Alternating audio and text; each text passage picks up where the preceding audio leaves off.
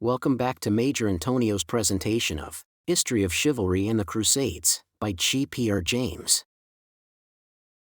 Chapter 15. From the period of the fall of Acre, Crusades were only spoken of, but the spirit of chivalry was perhaps not the less active, though it had taken another course, nor did it lose in purity by being directed, moderated, and deprived of the ferocity which always follows fanaticism. The Holy Land had become a place of vice and debauchery, as well as a theater for the display of great deeds and noble resolution. And we find that however orderly and regular any army was on its departure from Europe, it soon acquired all the habits of immorality and improvidence, which seemed some inherent quality of that unhappy climate. This was peculiarly apparent in the two orders of the hospital and the temple, the rules of which were particularly calculated to guard against luxury of every kind. Yet the one till its extinction, and both during their sojourn in Palestine, were the receptacle of more depravity and crimes than perhaps any other body of men could produce. After the capture of Acre, the knights of these two orders retreated to Cyprus, and when some ineffectual efforts had been made to excite a new crusade for the recovery of Palestine, the Templars retired from that country and, spreading themselves throughout their vast possessions in Europe, seem really to have abandoned all thought of fighting any more for the sepulchre.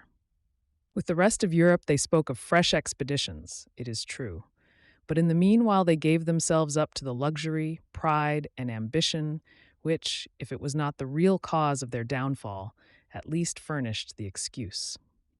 Philip the Fair of France, on his accession to the throne, showed great favor to the Templars, and held out hopes that he would attempt to establish the order once more in the land which had given it birth.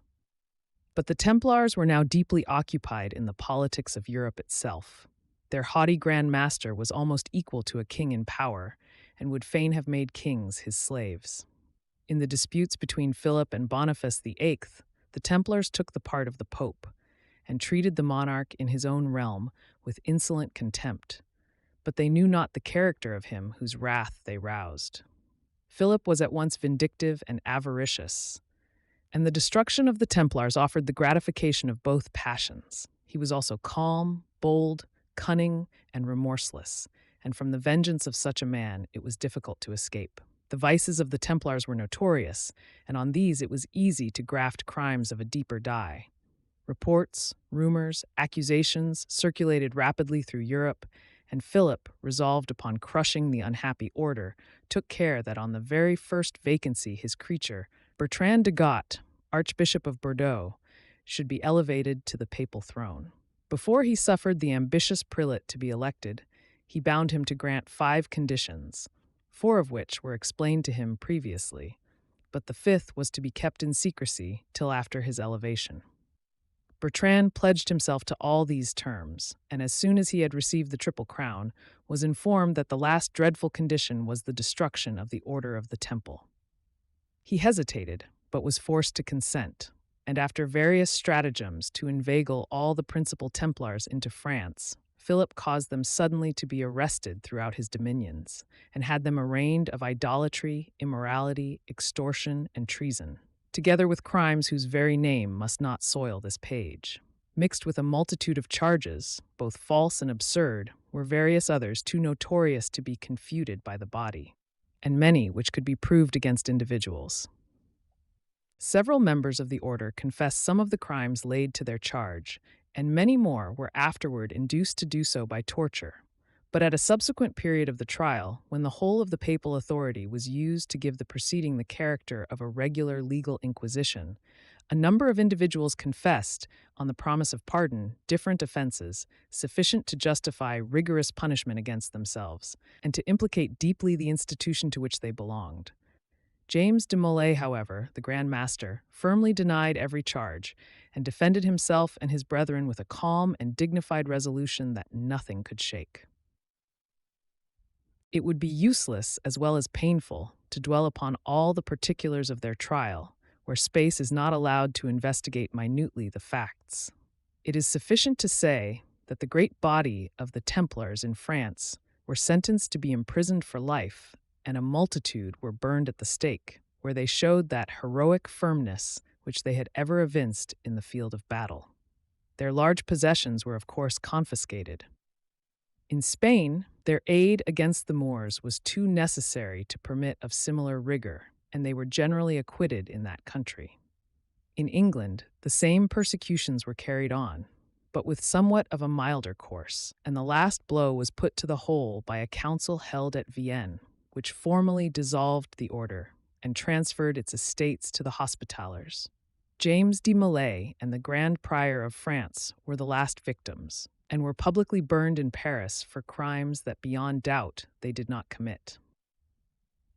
To suppose that the Templars were guilty of the specific offenses attributed to them would be to suppose them a congregation of madmen, but to believe they were a religious or a virtuous order would be to charge all Europe with a general and purposeless conspiracy.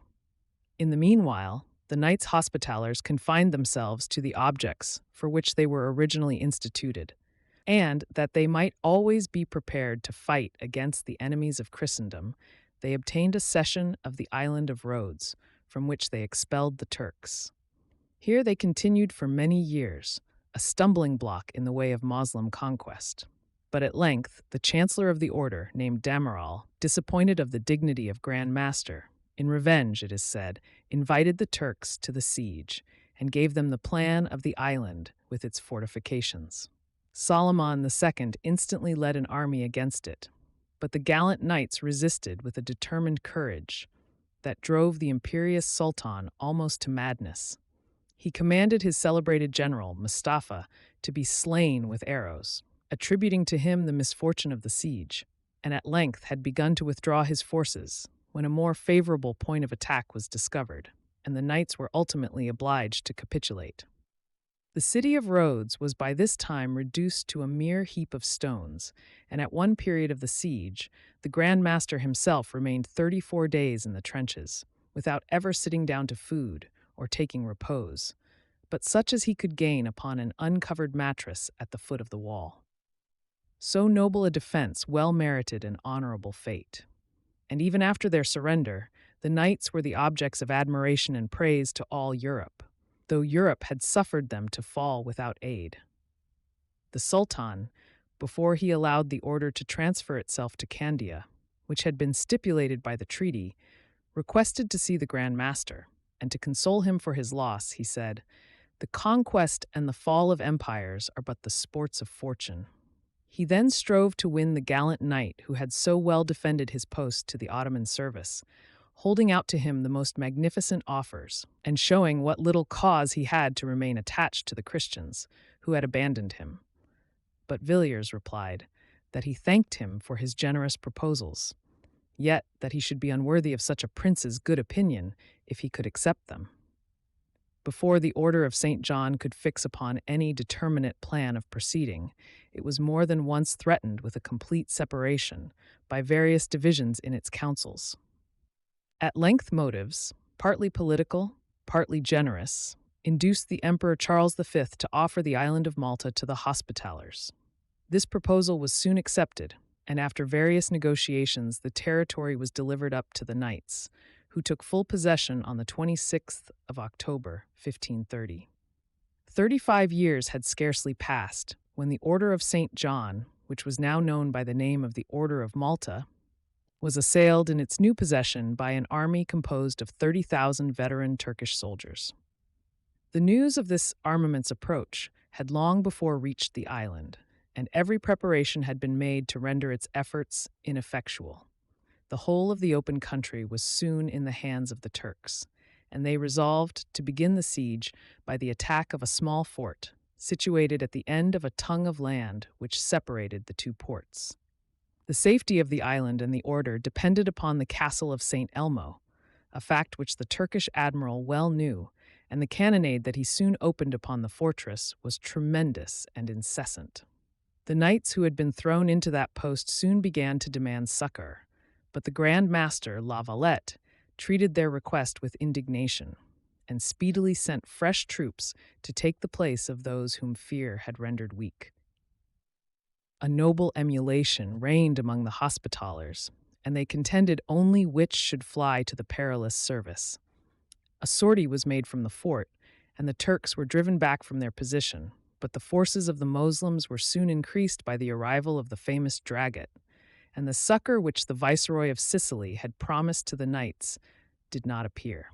After the coming of Dragut, the siege of St. Elmo was pressed with redoubled ardor. A ravelin was surprised, and a lodgment effected, and the Cavalier, which formed one of the principal fortifications, had nearly been taken.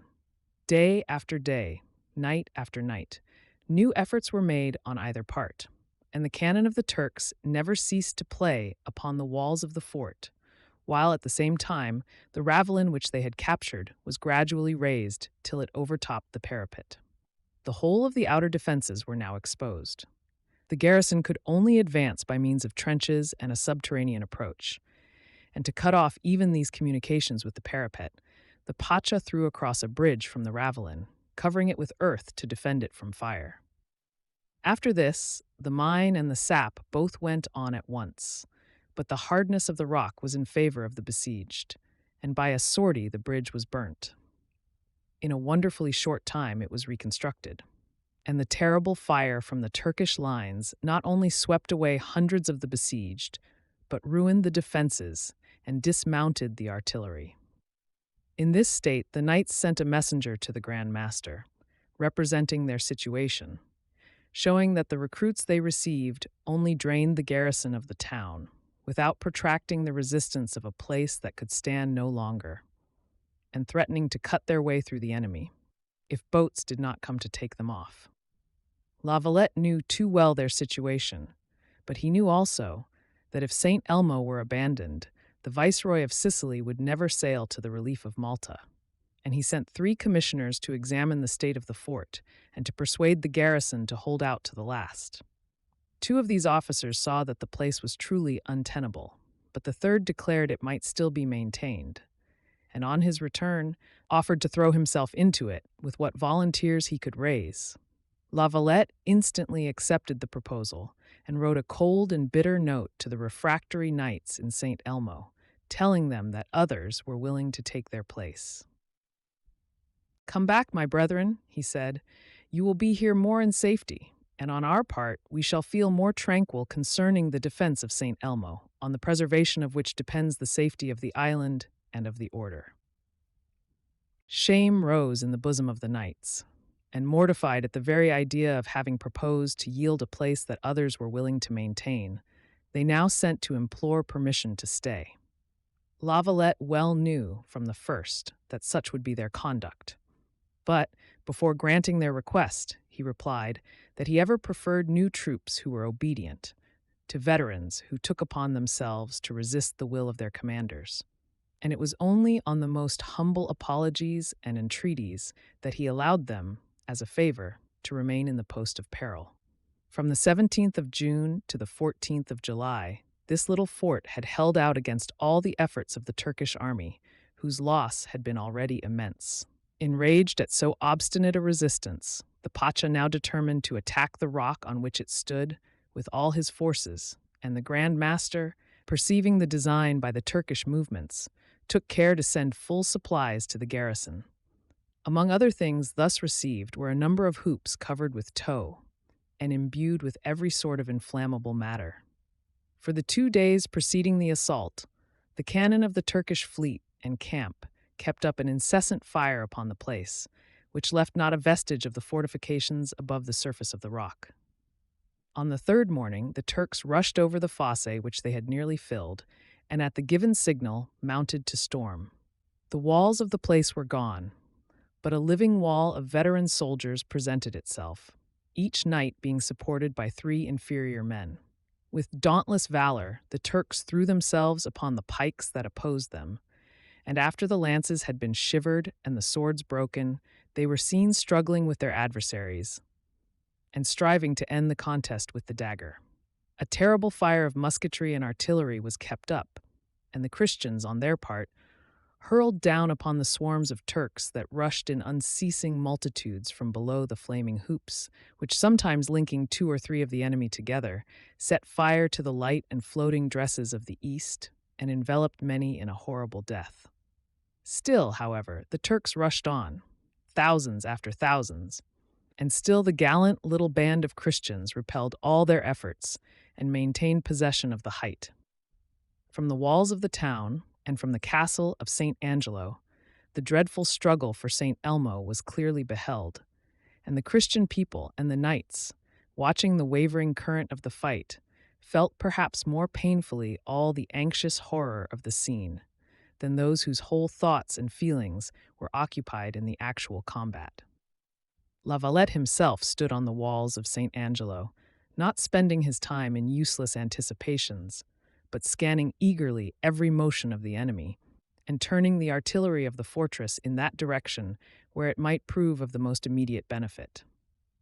At length he beheld a body of Turks scaling a rampart, from which the attention of the besieged had been called by a furious attack on the other side. Their ladders were placed, and still the defenders of St. Elmo did not perceive them. They began their ascent. They reached the top of the rampart. But at that moment the Grand Master opened a murderous fire upon them from the citadel and swept them from the post they had gained. The cavalier was next attacked, but here also the Turks were met by those destructive hoops of fire which caused more dread in their ranks than all the other efforts of the Christians. Wherever they fell, confusion followed, and at the end of a tremendous fight of 9 hours, the Moslems were obliged to sound a retreat. A change of operations now took place. Means were used to cut off the communication with the town, and after holding out some time longer, the fort of St. Elmo was taken, the last knight of its noble garrison dying in the breach. The whole force of the Turks was thenceforth turned towards the city, and a slow but certain progress was made, notwithstanding all the efforts of the Grand Master and his devoted companions. In vain he wrote to the Viceroy of Sicily. No succor arrived for many days. The town was almost reduced to extremity. The bastion of St. Catherine was scaled and remained some time in the hands of the infidels, who would have maintained it longer, had not La Valette himself rushed to the spot, and, after receiving a severe wound, succeeded in dislodging the assailants. A small succor came at length under the command of Don Juan de Cardona, but this was overbalanced by the junction of the Viceroy of Algiers with the attacking force. The bulwark of all Christendom was being swept away, while Christian kings stood looking on, and once more saw the Knights of St. John falling man by man before the infidels, without stretching forth a hand to save them. A large army had, in the meanwhile, been assembled in Sicily under the pretense of assisting Malta, and at last the soldiers clamored so loudly to be led to the glorious service for which they had been enrolled, that the vacillating viceroy, after innumerable delays, was forced to yield to their wishes and set sail for the scene of conflict. The island was reached in safety, the troops disembarked, and though the Turks still possessed the advantage of numbers, a panic seized them, and they fled. Joy and triumph succeeded to danger and dread, and the name of La Valette and his companions remains embalmed among the memories of the noble and great. This was the last important event in the history of the Order of St. John, and since that day it has gradually descended to later years, blending itself with modern institutions till its distinctive character has been lost, and the Knights of Malta are reckoned among the past. It does not seem necessary to trace the other military fraternities which originated in the Crusades to their close. But something more must be said concerning the progress of chivalry in Europe and the effect that it had upon society in general. The Holy Wars were, indeed, the greatest efforts of knighthood, but during the intervals between each expedition beyond the seas and that which followed, and often during the time of preparation, the knight found plenty of occupation for his sword in his own country. The strife with the Moors in Spain bore entirely the aspect of the Crusades, but the sanguinary conflicts between France and England offered continual occasions both for the display of knightly valor and of knightly generosity. The bitterest national enmity existed between the two countries. They were ever engaged in struggling against each other. And yet we find, through the whole, that mutual courtesy when the battle was over, and in the times of truce that frank cooperation, or that rivalry in noble efforts which belonged so peculiarly to chivalry. Occasionally, it is true, a cruel and bloodthirsty warrior would stain his successes with ungenerous rigor, For where is the institution which has ever been powerful enough to root out the evil spot from the heart of man? But the great tone of all the wars of chivalry was valor in the field and courtesy in the hall. Deeds were often done in the heat of blood, which general barbarism of manners alone would excuse. And most of the men whom we are inclined to love and to admire have left some blot on that page of history which records their lives. But to judge of the spirit of the order, we must not look to those instances where the habits of the age mixed up a vast portion of evil with the general character of the knight.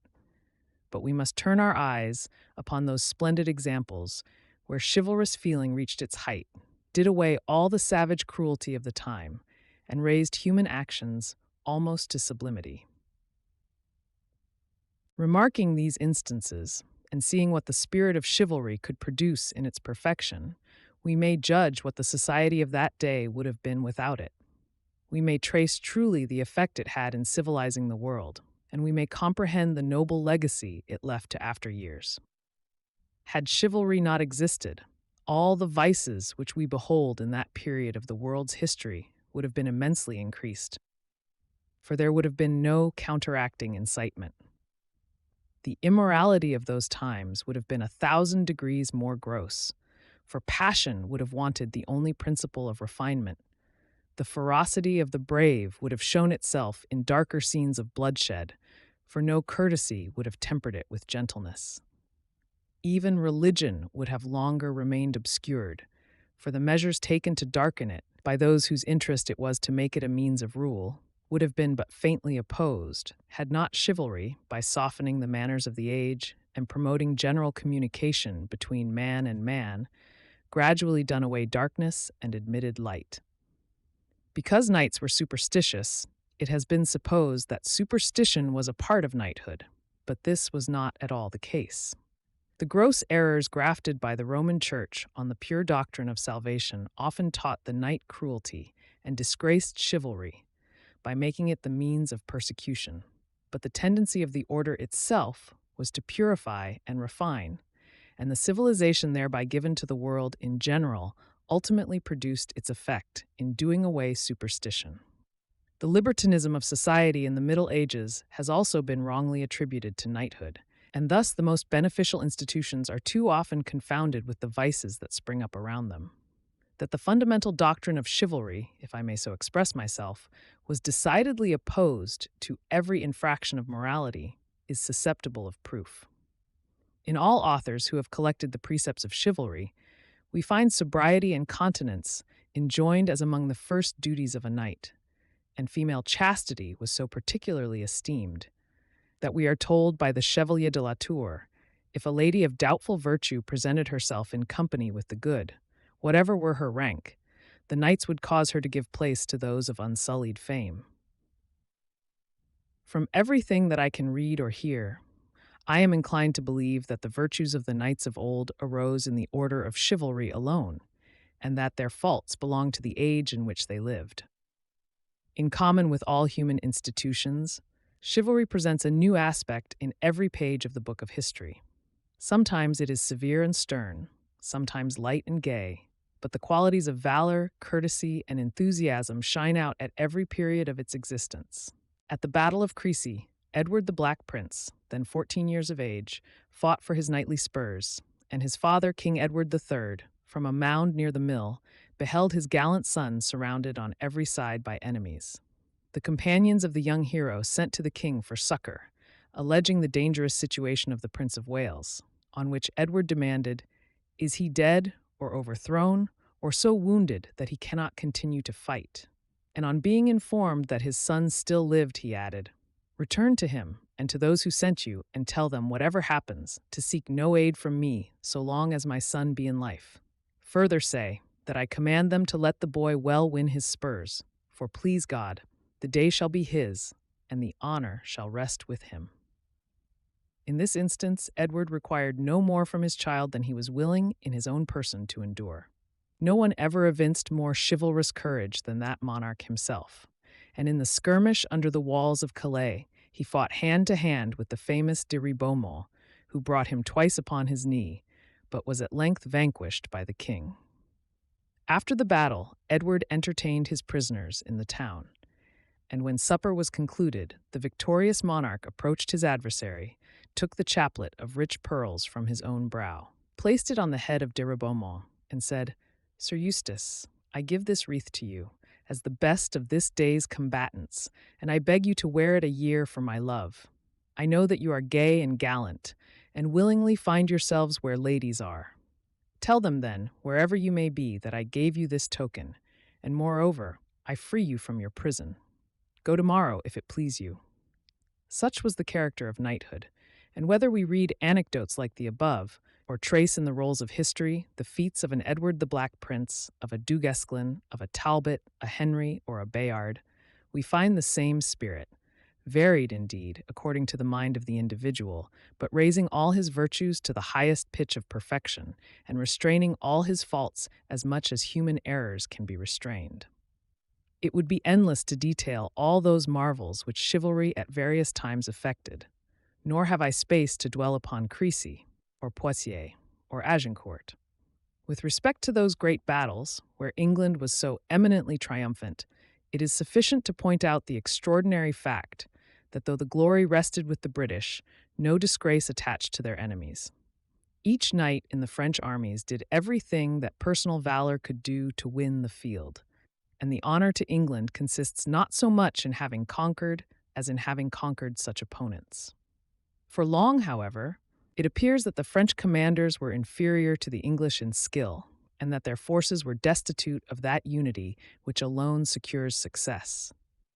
At length, the son of a nobleman of Brittany, who had been much neglected in his early years, began to make head against the English.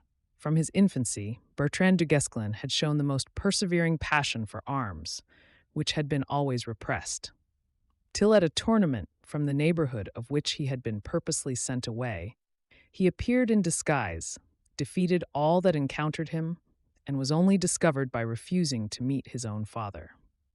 From that hour, Du Guesclin rose in the estimation of the world, and after opposing, with considerable success, Edward the Black Prince himself, on the death of that noble commander, he delivered the greater part of France from the domination of the English. One of the favorite schemes of Du Guesclin was to restore to chivalry its ancient simplicity, and he strove by every means to enforce the more severe and salutary laws by which it had been originally governed. Of course, an institution which had vast privileges and obligations was not without rewards and punishments, and many of these were revived by Du Guesclin after he had become Constable of France. The custom of cutting the tablecloth with a knife or dagger before a knight who had in any way degraded himself is said by some to have been brought into use by Du Guesclin, though others affirm that he only renewed an ancient habit. Much more severe inflictions, also, were destined for those who had dishonored the order to which they belonged by cowardice, treachery, or any other unmanly crime.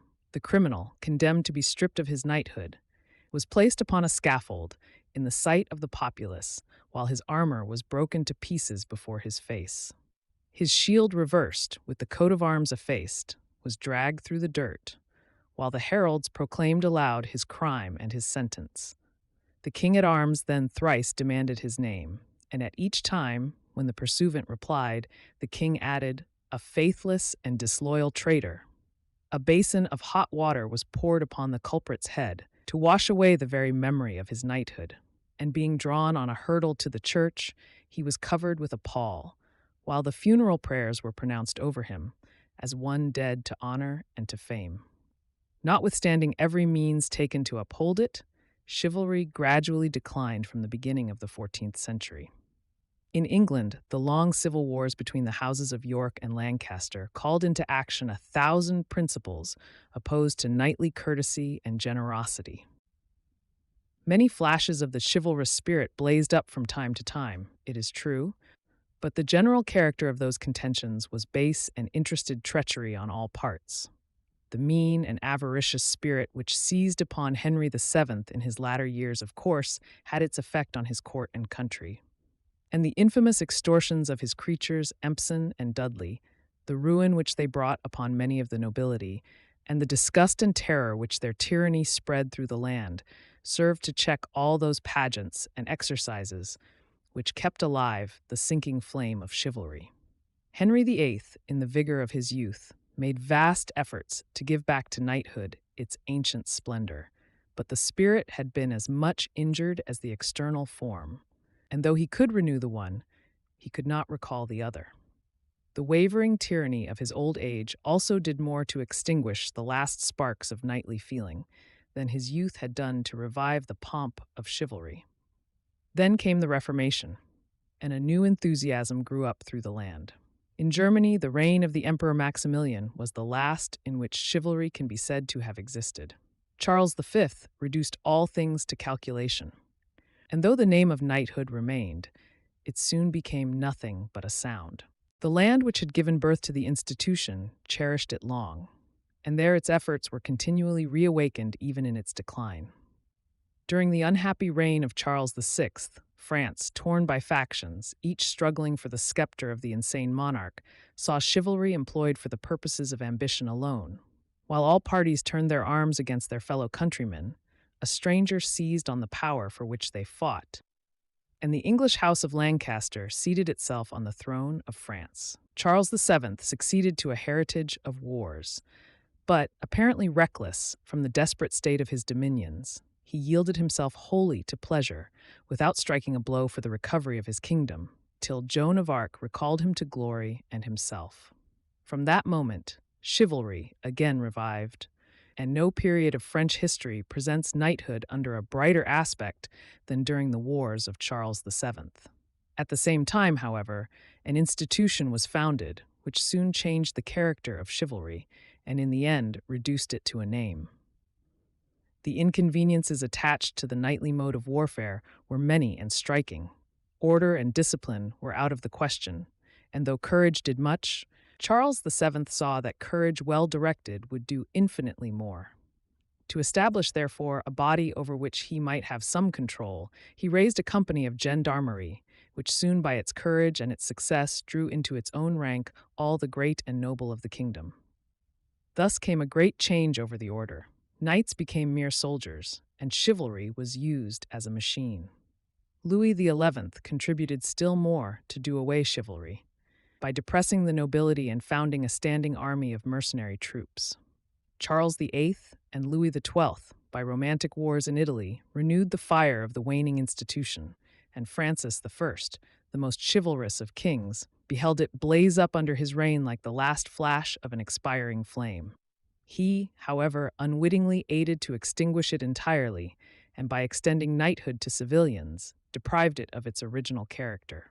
The pomps and pageants, the exercises and the games, which had accompanied the order from its early days, were now less frequent. Popes had censured them as vain and cruel, and many kings had discountenanced them as expensive and dangerous. But the death of Henry II, from a wound received at a tournament, put an end to them in France, and from that time all the external ceremonies of chivalry were confined to the reception of a knight into any of the royal orders. The distinctive spirit also had by this time greatly merged into other feelings. The valor was as much the quality of the simple soldier as of the knight. The courtesy had spread to society in general, and had become politeness. The gallantry had lost its refinement, and had deteriorated into debauchery. Faint traces of the lost institution appeared from time to time, especially in the wars of Henry IV and the League. The artful and vicious policy of Catherine de Medicis did much to destroy it. The filthy effeminacy of Henry III weakened it, in common with all noble feelings, and the iron rod of Richelieu struck at it as a remnant of the feudal power. Still, a bright blaze of its daring valor shone out in Condé, a touch of its noble simplicity appeared in Turenne, but the false brilliancy of Louis XIV completed its downfall. And chivalry is only to be seen by its general effects on society. Thus things fleet by us. And in reading of all the great and mighty deeds of which this book has given a slight and imperfect sketch, and looking on the multitudes of men who have toiled and struggled through dangers, difficulties, and horrors for the word glory, the empty echo of renown, or perhaps a worse reward, I rise as from a phantasmagoria where a world of strange and glittering figures have been passing before my eyes. changing with the rapidity of light, and each leaving an impression for memory, though the whole was but the shadow of a shade. This concludes History of Chivalry and the Crusades by G.P.R. James. We hope you've enjoyed this volume. For more military history audiobooks, subscribe to Major Intonio's channel. Thank you for listening, and so long.